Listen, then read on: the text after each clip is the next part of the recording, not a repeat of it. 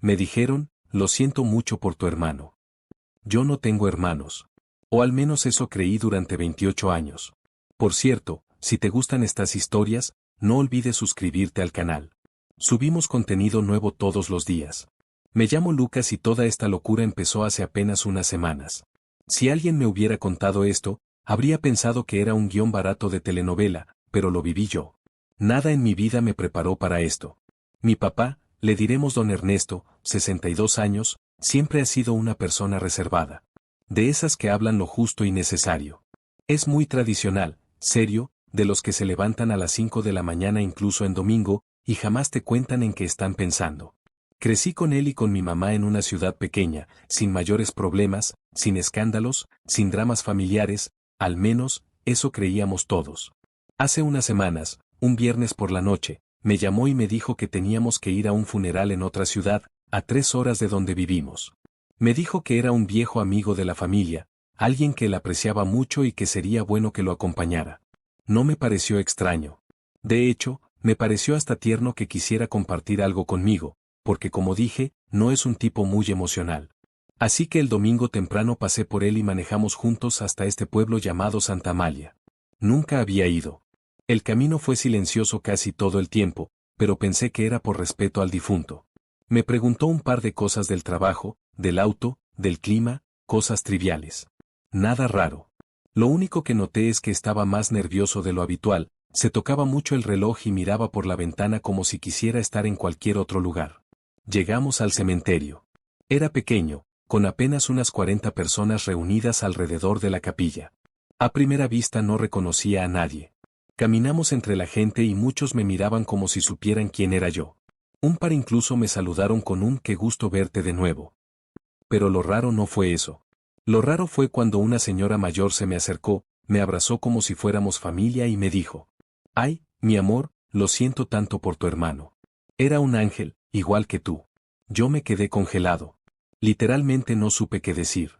Me alejé un poco y le dije: «Perdón, creo que me confundió, yo no tengo hermanos». La señora me miró confundida.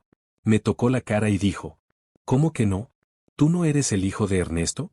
Mi papá estaba parado a unos pasos de nosotros, mirando hacia otro lado como si no hubiera oído nada. Yo lo miré directo, esperando que dijera algo. Y él, simplemente evitó mis ojos. Así que repetí, un poco más fuerte: «Papá, ¿puedes explicar esto?». Y ahí, sin siquiera voltearse, solo dijo: «Después hablamos de eso. Después hablamos de eso». Sentí como si alguien me hubiera tirado un balde de agua helada. ¿Cómo que después? ¿Qué significaba eso? La señora me siguió mirando con cara de no entender nada, y ahí fue cuando todo comenzó a salirse de control. ¿Ustedes qué habrían hecho si les dicen que tienen un hermano que jamás supieron que existía, y tu propio padre actúa como si fuera algo menor? La señora no se iba. Me seguía mirando como si yo fuera un fantasma. De pronto, dijo algo que me dejó todavía más confundido.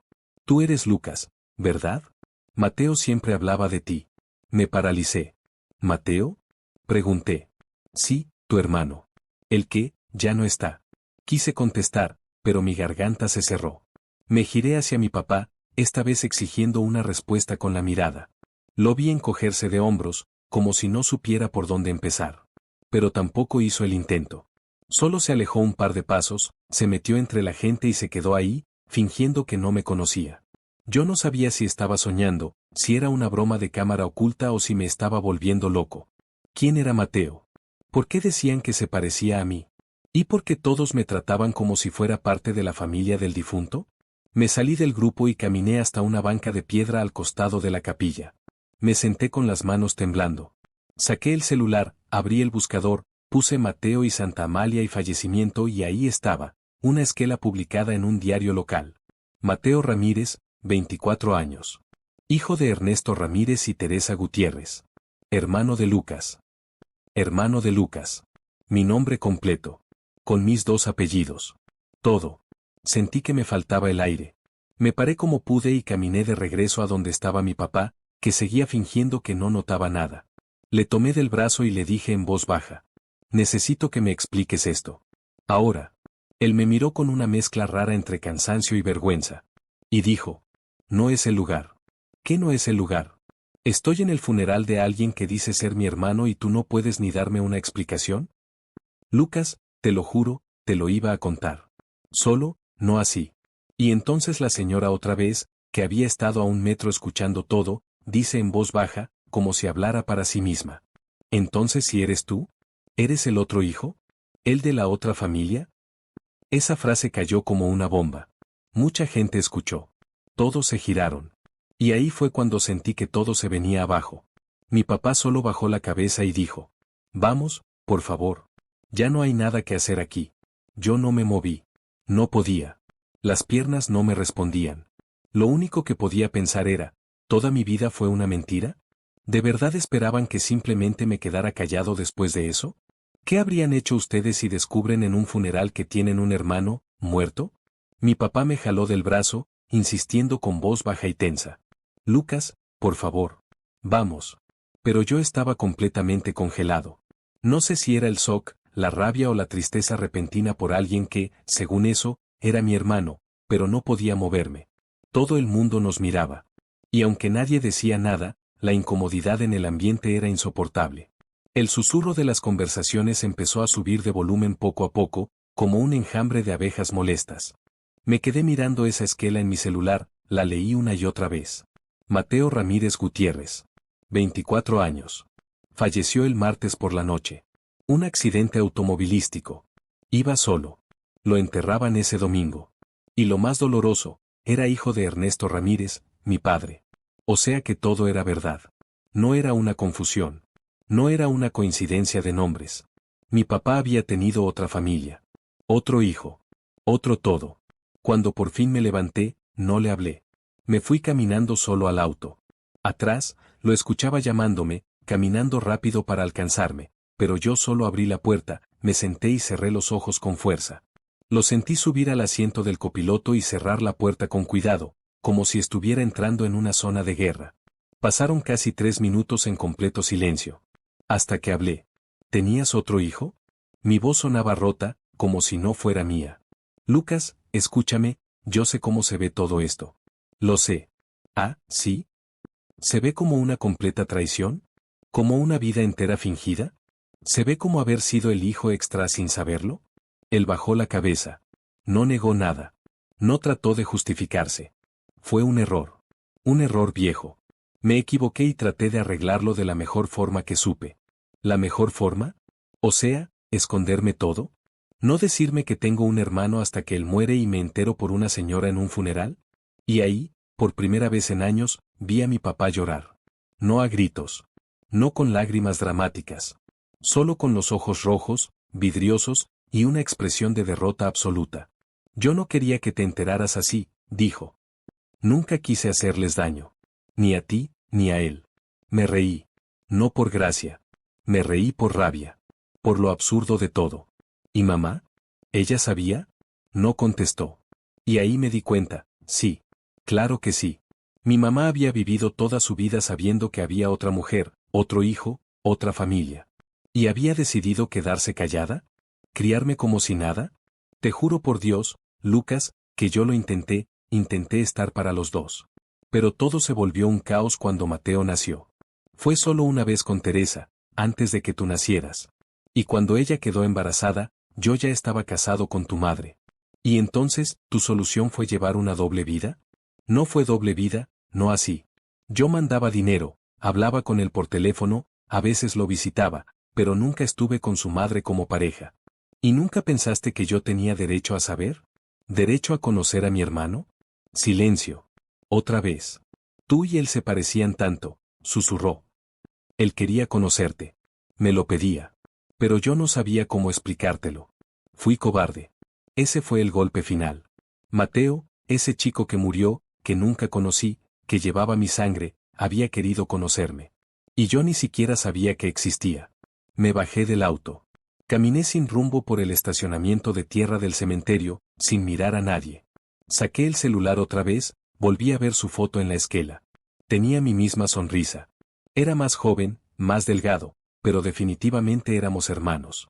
Ahí, en ese momento, me quebré por completo. Lloré como no lloraba desde que murió mi abuela. Y no era solo por Mateo. Era por mí. Por todo lo que me ocultaron. Por todo lo que me robaron. ¿De verdad era mejor vivir engañado que enfrentar una verdad incómoda? ¿Qué hubieran hecho ustedes si descubren a su propia familia en una mentira así?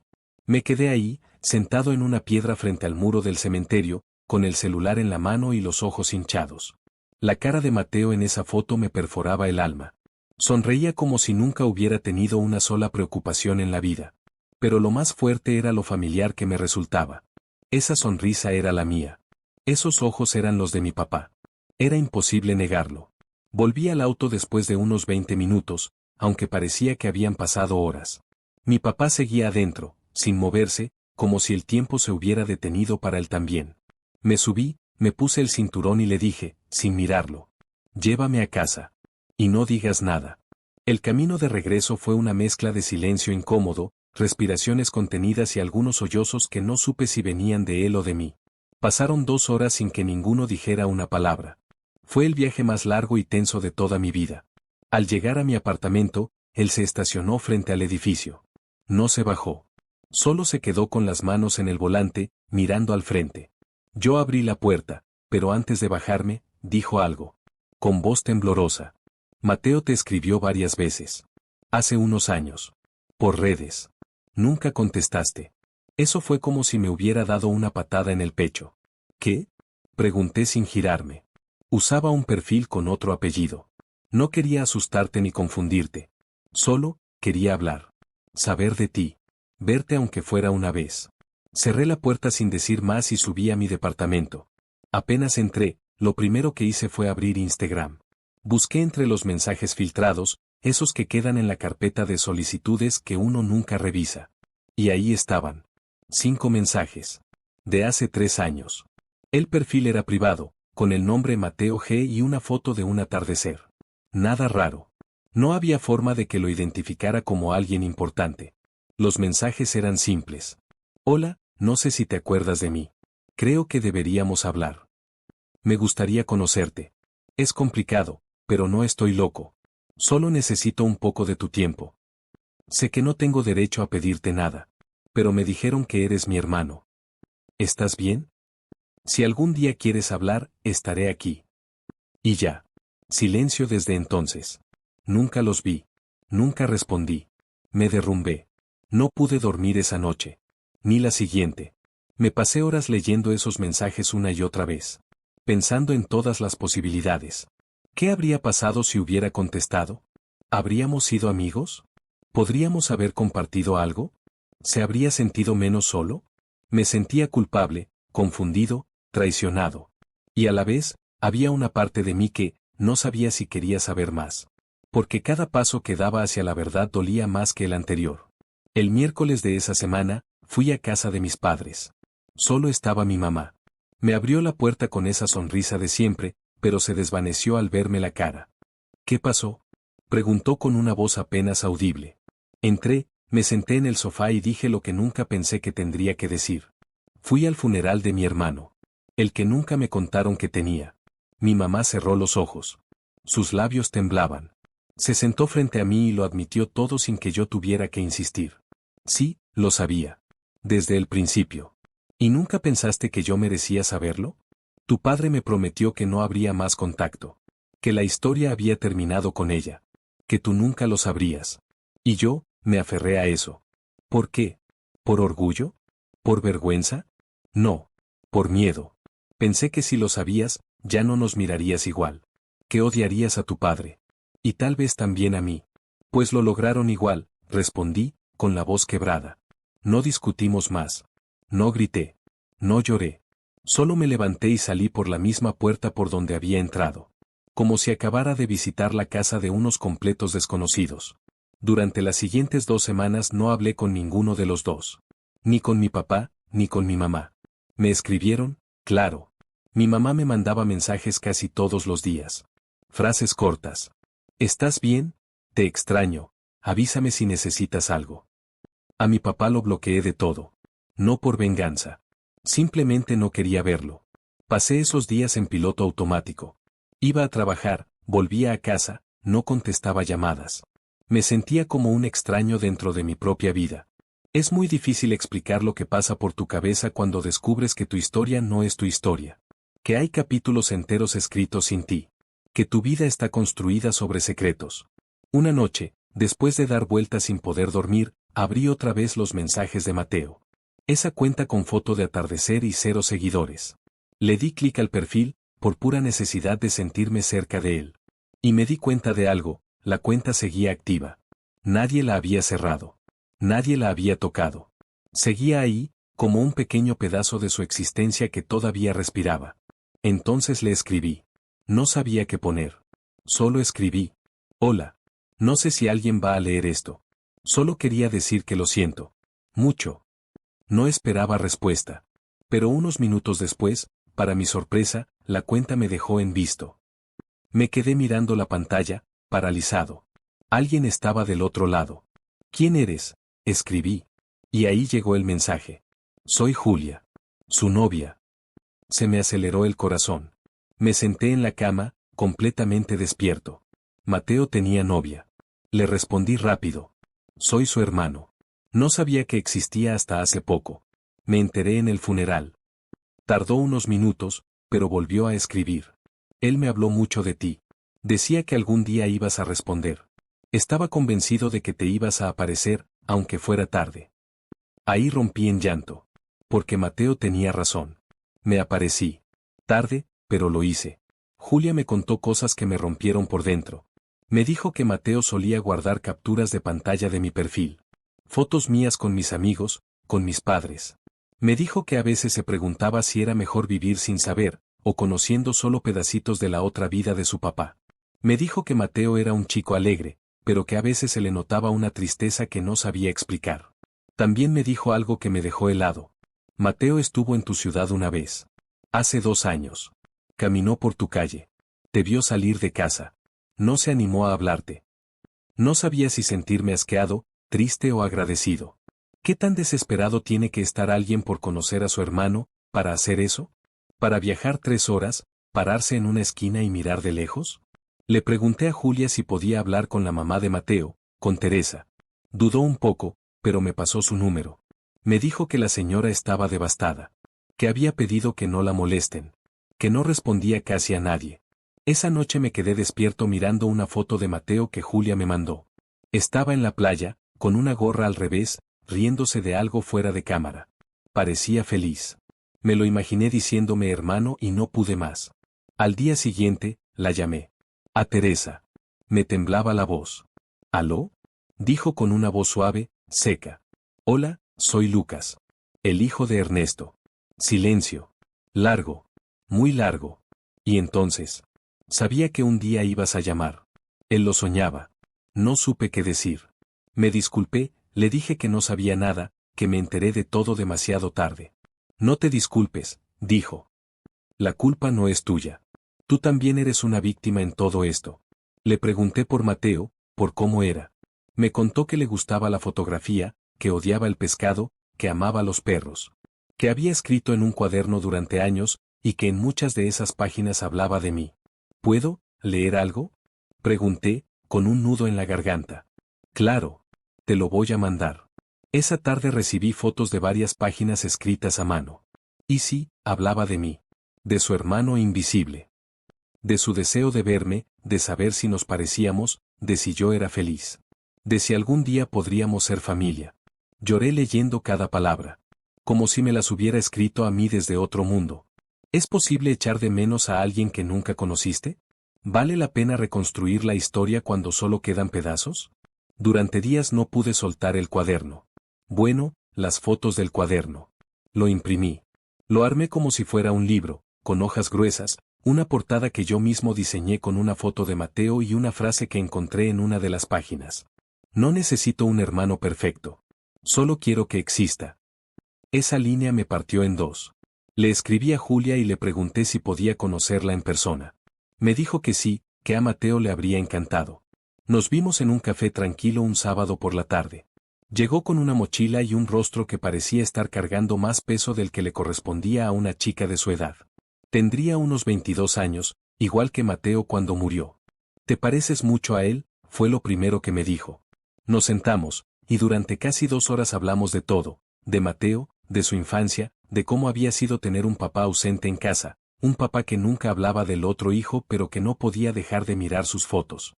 Julia me mostró una carpeta en su celular donde Mateo había guardado todo lo relacionado conmigo. Mi Instagram, entrevistas mías de la universidad, publicaciones viejas donde aparecían mis padres. Incluso una donde yo decía que mi papá era mi héroe. Ahí me quebré otra vez. Porque mientras yo subía esas fotos orgulloso de mi familia, él las veía desde su rincón oculto, sabiendo que ese hombre también era su papá, pero que nunca lo había presentado al mundo como tal.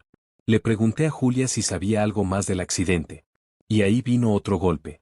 Mateo venía de verte, me dijo con voz baja. Había ido a dejarte un paquete. Una carta. Sentí que el aire me abandonaba los pulmones. ¿Una carta? Sí. Me dijo que no iba a tocar la puerta. Que iba a dejarla en el buzón.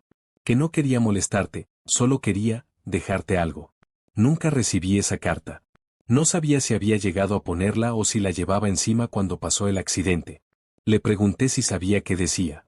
No, dijo ella. Pero me dijo que era lo más honesto que había escrito en su vida. Esa noche no pude dormir. Fui hasta el buzón de mi edificio con una linterna, como un loco, buscando entre cartas antiguas y folletos de pizzerías. Nada.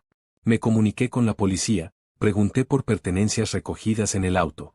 Me dijeron que había una mochila, un celular, una libreta, y una carta en un sobre sin remitente.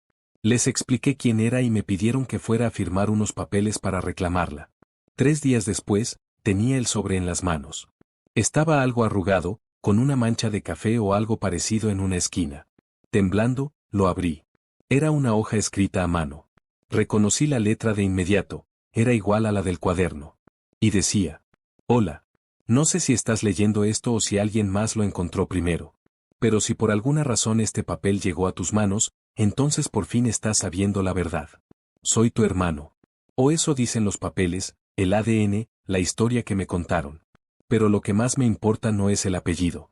Es que yo siempre supe que tenía un hermano allá afuera. Y te busqué. Te busqué mucho. No para reprocharte nada. Tú no sabías. Solo quería tener la oportunidad de hablarte una vez, aunque fuera por 5 minutos. Saber si tú también sentías algo raro de vez en cuando, como si te faltara algo y no supieras qué es. Yo lo sentía. Y por si acaso nunca nos conocemos, quiero que sepas algo. Nunca estuve enojado contigo. Siempre te quise, incluso sin conocerte. Me quedé ahí, en el estacionamiento del edificio de policía, llorando como un niño. Sosteniendo esa hoja como si fuera una reliquia. Porque lo era. Mateo murió esperando algo que yo nunca supe que debía darle, mi existencia. Pasaron unas semanas. Me armé de valor y decidí hacer algo. Algo que, sentía, le debía. Un mes después, invité a Julia, a Teresa, y a unos cuantos amigos de Mateo que ella contactó, a un pequeño homenaje. Lo hicimos en el parque donde él solía andar en bici de niño. Colgué fotos, leí algunos fragmentos del cuaderno y, al final, les conté a todos que había decidido reconocerlo legalmente como mi hermano. No porque hiciera falta en papel, sino porque era lo justo. Mi papá fue. Llegó solo. Me miró desde lejos. Nos cruzamos las miradas, pero no hablamos. No todavía. Después del evento, fui hasta él. Se me quedó viendo como si estuviera viendo un fantasma. Era un gran chico, me dijo con voz baja. Lo siento tanto, hijo. Por primera vez en mucho tiempo, usó esa palabra. Hijo. Y por primera vez, yo sentí que no sabía si todavía quería hacerlo. Después del homenaje a Mateo, me sentí distinto. No mejor. No en paz. Solo distinto. Como si de pronto estuviera habitando una vida que ya no era la misma, aunque todo a mi alrededor siguiera igual. Mi casa, mi trabajo, mis amigos, todo estaba donde siempre. Pero yo no estaba donde solía estar. Durante semanas, me cuestioné todo. Lo que creía de mi familia, de mí mismo, de lo que significa ser hermano, ser hijo, ser alguien en la vida de otra persona. Mis padres intentaron acercarse. Mi mamá fue la primera en invitarme a cenar. Me mandó un mensaje que decía: hoy hago milanesas como te gustan. No tenés que hablar si no querés. Solo vení. Fui. No porque tuviera ganas, sino porque sabía que algún día tendría que mirar a esos 2 seres humanos a los ojos y decirles lo que llevaba clavado en el pecho desde que todo esto empezó. Esa noche no hubo discusión. Solo hubo silencio. Mi papá se quedó en la cabecera, mirando su plato como si fuera a confesarle algo. Mi mamá me sirvió como cuando tenía 12 años. Me di cuenta de que estaban rotos. Más que yo, incluso. Porque al menos yo todavía podía enojarme. Ellos ya solo tenían culpa. Después de cenar, fui directo al grano. Mateo me perdonó, dije sin rodeos. Aunque nunca lo conocí, me dejó una carta. Y me perdonó. Ambos me miraron. Mi mamá se tapó la boca. Mi papá cerró los ojos. Pero yo no sé si puedo hacer lo mismo con ustedes. No hubo llanto. No hubo gritos. Solo eso. Y una verdad más. Lo que hicieron fue arrancarme una parte de mi historia. Me robaron a mi hermano. Me quitaron algo que podría haber sido hermoso. Y no puedo fingir que no duele. Mi mamá se acercó y me tomó la mano. Tienes razón, me dijo. No vamos a pedirte que nos perdones. Pero vamos a estar aquí cuando puedas. Mi papá no dijo nada. Solo asintió. Como si entendiera, por fin, la magnitud del daño. Los días siguientes fueron raros. Silenciosos, pero menos tensos. Decidí ir a terapia. No por ellos. Por mí. Porque no quería que el rencor terminara de comerme desde adentro. Un mes después, se me ocurrió hacer algo simbólico. Algo que cerrara el círculo. Fui con Julia y Teresa al cementerio. Llevé una carta. Esta vez, escrita por mí. Se la dejé sobre la lápida, dentro de un frasco sellado. La carta decía: Hola, Mateo. Perdón por llegar tarde. Perdón por no haberte buscado antes. Pero gracias por esperarme. Gracias por quererme sin conocerme. Ahora sé que te tuve, aunque no lo supiera. Y eso, aunque me duela, me llena el corazón. Con amor. Tu hermano, Lucas. Nos quedamos un rato en silencio. Teresa lloró en silencio. Julia me abrazó fuerte. Antes de irnos, me dijo algo que no voy a olvidar jamás. Ahora él está completo. Porque tú lo reconociste. Esa noche, dormí mejor que en mucho tiempo.